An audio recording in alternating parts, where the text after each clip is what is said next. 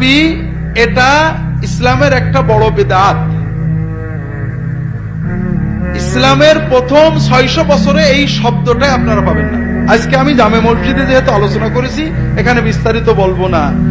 রাসূলুল্লাহ সাল্লাল্লাহু আলাইহি ওয়াসাল্লাম থেকে সাহাবীগণ 600 বছর সিরাতুন নবী, সাহাবী তাবী, 4 ইমাম, আবু হানিফা, আমাদের আব্দুল কাদের জিলানী, কি বলে ইমাম গাজালি সহ সবাই, তারা কেউ মিলাদুন নবী পালন করেনি, সিরাতুন নবী পালন, উদযাপন, আলোচনা করেছেন, সেটা সারা বছর এবং সারা বছর। এই জন্য রবিউল আউয়াল মাসে ইলে মিলাদুন নবী পালন করাটা ইসলামে প্রবেশ করেছে রাসূলুল্লাহ সাল্লাল্লাহু আলাইহি ওয়াসাল্লামের ওফাতের 600 বছর পরে।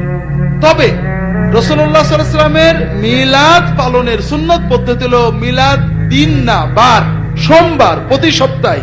বছর ঘুরে আসলে আপনি একদিন নবীর আশিক হবেন, এটার দ্বারা ইসলামের কিছু হয় না। এটা ইহুদি খ্রিস্টানদের সিস্টেম, আমরা নিছি। আপনি প্রতি সপ্তাহে সুযোগ পেলে সোমবারের দিন রোজা রাখবেন, এটা হলো রাসূলুল্লাহ সাল্লাল্লাহু আলাইহি ওয়াসাল্লামের মিলাদ।